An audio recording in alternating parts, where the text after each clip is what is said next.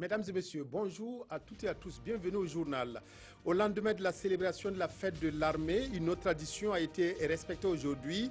Un dépôt de gerbes de fleurs au monument des martyrs à Ouagadougou pour se souvenir de tous ces soldats tombés sur les champs de bataille. Le général kenyan Odienki, à la tête de la force des Nations Unies au Soudan du Sud, limogé 6 mois après sa nomination, après la publication des rapports sur le comportement des casques bleus dans les violences de juillet à Juba.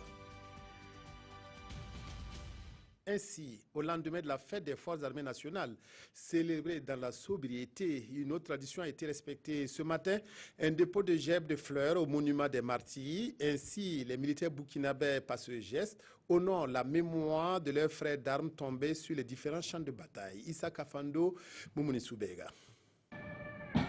Au rythme de la sonnerie au Mans, le chef d'état-major général adjoint des forces armées nationales et le président de l'association des anciens combattants déposent une gerbe au monument des martyrs, place de la Nation.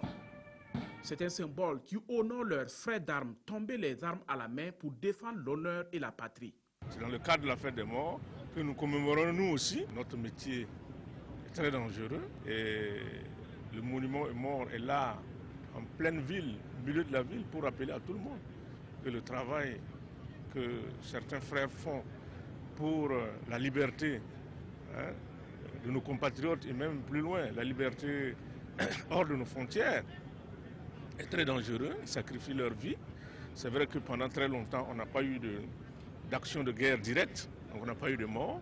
Mais depuis 2009 que nous avons des hommes sur des théâtres de guerre, il y a les morts.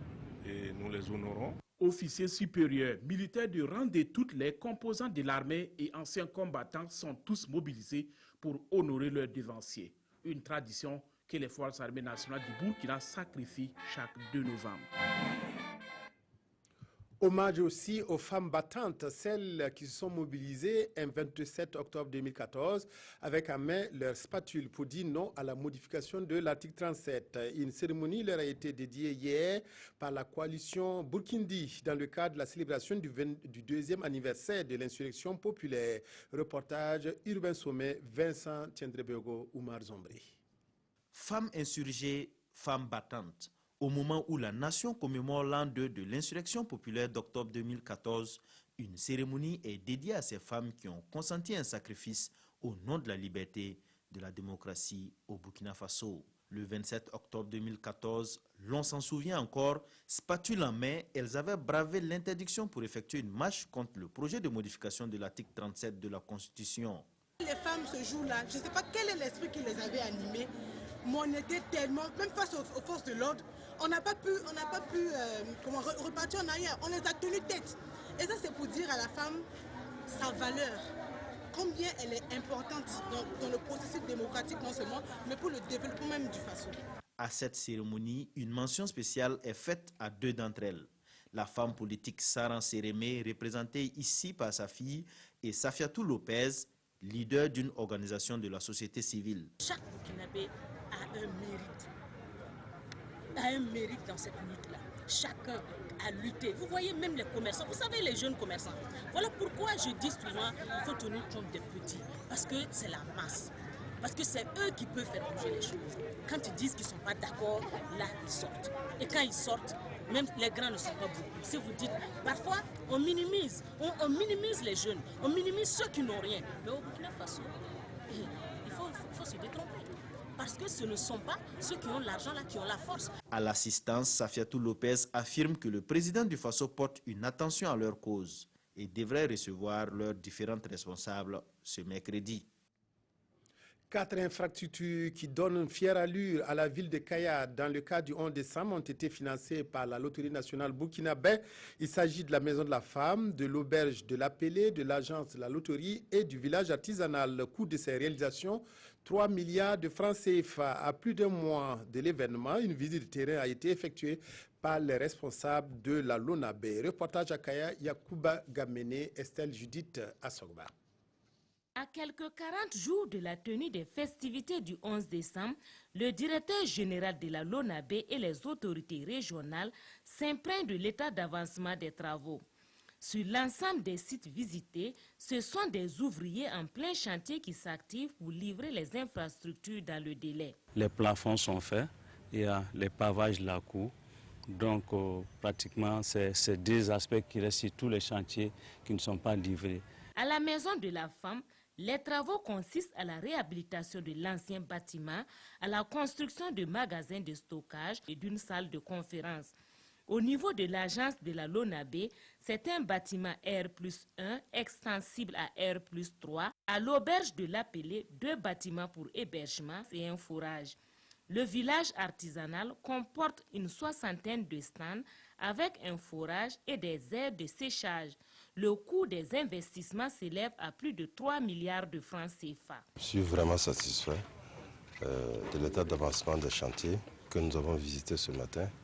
Kaya mérite bien ce village artisanal qui va permettre à nos artisans de redoubler d'efforts dans la créativité. Pour le gouverneur de la région du Centre-Nord, ces infrastructures viendront renforcer les capacités d'accueil. Nous sommes vraiment satisfaits de cet appui de la Lonabé qui est venu réaliser, je pense, au moins ces 5 infrastructures pour renforcer non seulement les capacités opérationnelles des opérateurs économiques de la ville de Kaya. L'entreprise en charge des travaux promet livrer les infrastructures au plus tard le 30 novembre prochain, à l'exception de l'agence de la Lonabé.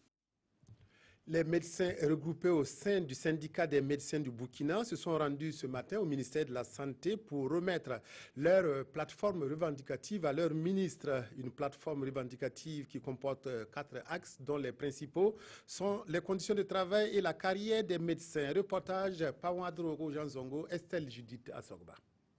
Les médecins regroupés au sein du CIMEB, syndicat des médecins du Burkina Faso, réclament de meilleures conditions de vie et de travail.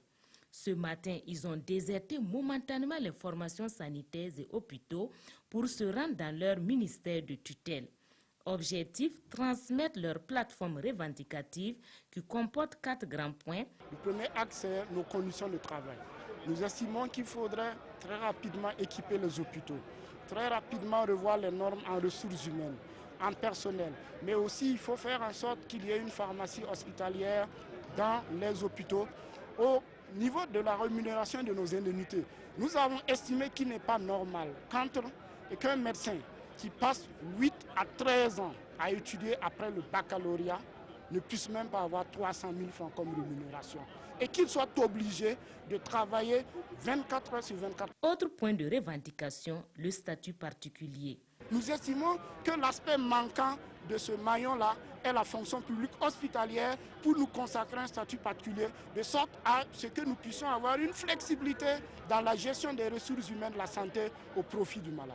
Leur ministre de tutelle en mission, c'est le conseil technique qui a réceptionné la plateforme revendicative. Il promet la transmettre à qui de droit. C'est tout à fait légitime tout ce que votre secrétaire général a égrené ce matin.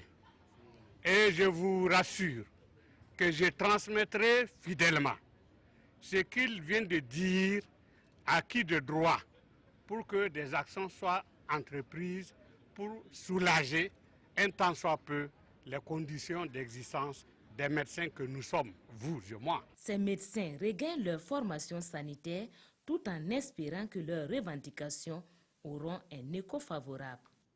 Problèmes de santé, les albinos sont confrontés à plusieurs problèmes du fait de la dépigmentation de leur peau. Le soleil constitue un ennemi pour les albinos, même si des pommades existent pour se protéger contre les rayons solaires. Encore faut-il avoir les moyens de s'en procurer. Et reste la protection vestimentaire qui peut soulager.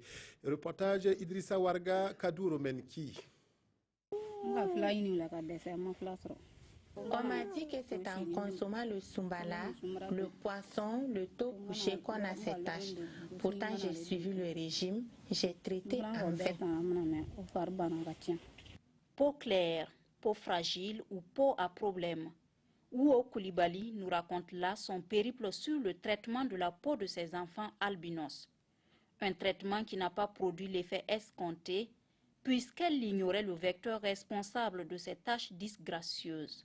Ce vecteur, c'est le soleil, ennemi numéro 1 des personnes albinos. Il ne se passe pas un an sans qu'une personne albinos ne meure du cancer de la peau.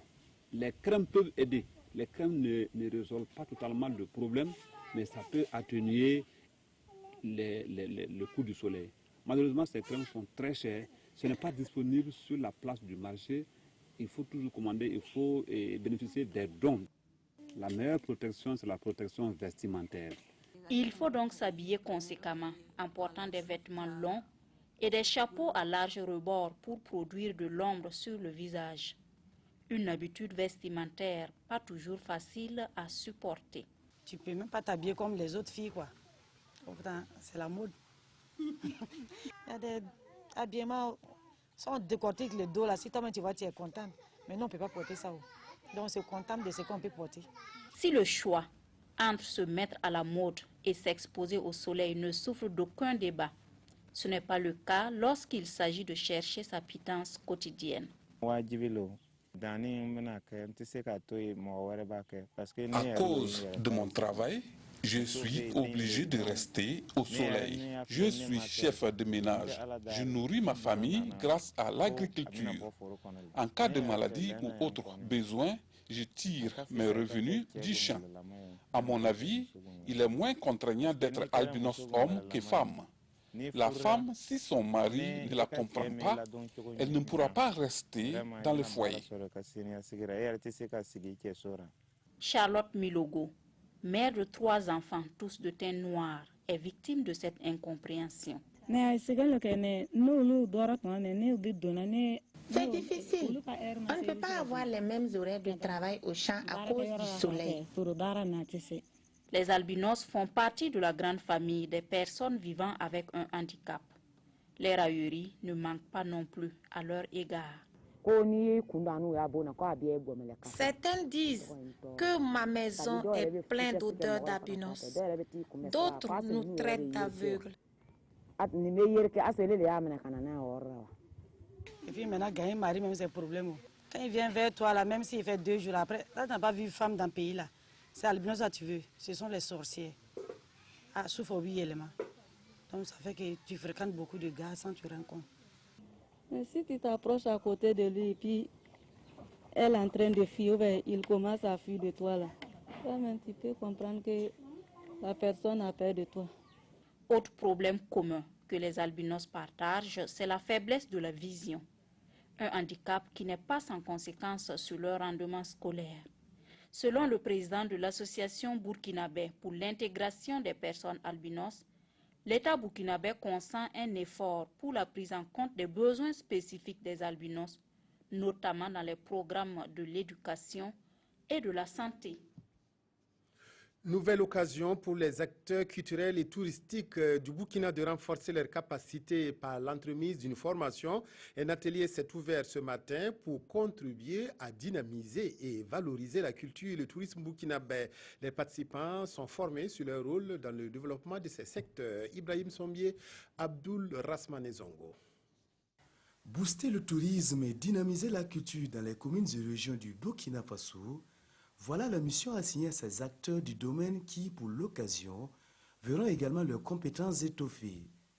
Ce que nous souhaitons, c'est de faire en sorte que les questions culturelles et touristiques soient prises en compte dans les plans communaux de développement et les plans régionaux de développement. On veut faire en sorte qu'il y ait un minimum d'outils qui soient appropriés par les élus locaux, par les collectivités territoriales, afin que toutes les ressources transférées soient mieux gérées dans l'intérêt de tout le Burkinabé. Pour l'instant, Ouagadougou, Tenkodgo, Gawa et Waïvia sont les zones concernées et l'initiative à terme s'étendra sur tout le territoire national avec pour ambition ultime de mieux vendre le label Burkinan version culture et tourisme. Le 14e CIAO permet d'admirer plusieurs œuvres en sculpture, un moyen d'expression sociale et culturelle dans les sociétés africaines. Au CIAO 2016, de nombreux sculpteurs ont choisi de magnifier la femme. Leur création exprime des sentiments à peine voilés. Kwala Nebie, Zoubaviel, David Dabiré Zalissa Sanfo. La femme africaine à forte corpulence, magnifiée ici à travers la sculpture. L'œuvre est le fruit de l'imagination de l'artiste ivoirien Boulaye Diakité. Son but, mettre en exergue les traits de caractère physique de ces femmes, souvent complexées ou victimes de stigmatisation. Les femmes à Oulaba, c'est les femmes qui sont grosses, qui ont la bocho. C'est ça chez nous en Côte d'Ivoire, on dit les femmes à Oulaba. C'est qu'il y a des femmes aujourd'hui, ils sont grosses, ils se disent quoi? Parce qu'ils sont un peu découragés de leur forme. C'est-à-dire que si Dieu t'a créé dans n'importe quelle forme, il faut accepter, il faut t'adapter à ton style, à ta forme, tu vois. C'est ça qui représente la féminin, la femme et la femme à Oulaba. Au-delà de cette célébration de la beauté africaine, les artistes incrustent aussi des valeurs sociales dans les masques. Dans ce stand, dédié à l'art ghanéen, le choix d'un objet d'art n'est pas fortuit. Il exprime des sentiments. Yeah, this is a traditional mask from Ghana. It's a queen and a king. Ce sont des masques traditionnels du Ghana. Nous avons ici un roi et une reine. Ce que vous voyez ici, on les appelle trophas ou encore trophées. Cette statuette symbolise la consolation. L'autre symbolise l'encouragement. Et encore plus loin, vous avez cette statuette qui symbolise la bienvenue. It's like encouragement. And this is something saying welcome. La sculpture s'exprime bien à cette édition du Siaou. Les contacts se nouent et les artistes espèrent voir le fruit de leur imagination consommée pour le bonheur de la culture africaine. L'ONU ne badine pas avec le comportement de ces casques bleus. Un rapport publié par l'Organisation mondiale accable la force de Nations Unies au Soudan du Sud de MINUS dans les violences qui se sont déroulées à Juba en juillet dernier. Résultat, le général Kenya Odienki, commandant de la force, a été limogé. Le général Kenya Ondieki, à la tête de la force de l'ONU au Soudan du Sud, la MINUS, a été limogé ce mardi, moins de 6 mois après sa nomination, et peu après la publication d'un rapport très accablant sur le comportement des casques bleus. Il pointe les failles de la force de maintien de la paix onusienne et de ses soldats durant les violences du mois de juillet à Juba, qui ont opposé les rebelles aux forces gouvernementales. L'enquête spéciale montre que la MINUS n'a pas répondu de façon efficace à la violence en raison avant tout de lacunes de commandement, de manque de préparation et d'intégration au sein des membres de la mission. Non-intervention dans des situations d'agression sexuelle, incapacité à répondre à une incursion de soldats sud-soudanais dans un hôtel abritant des employés d'organisations internationales ou aversion au risque, l'image de la mission créée en 2011 apparaît sérieusement écornée. La véritable offensive contre les djihadistes de l'État islamique à Mossoul a commencé hier avec la prise d'une télévision par les forces irakiennes dans la deuxième ville du pays. L'avancée des forces loyalistes pousse les djihadistes à utiliser les populations civiles comme boucliers humains selon les Nations Unies. En Irak, jusque-là peu impliqués dans le conflit, les milices chiites ont lancé ce samedi une vaste offensive pour reprendre Tal Afar, une ville du nord-ouest du pays située à environ 70 km de Mossoul. L'objectif de cette attaque est double. D'abord libérer Tal Afar, majoritairement peuplée de musulmans chiites et conquise par l'État islamique en 2014, pour ensuite resserrer le siège de Mossoul et bloquer toute retraite des djihadistes vers leur fief de Raqqa en Syrie. Autre offensive terrestre significative dans la bataille de Mossoul, sur le front sud cette fois-ci.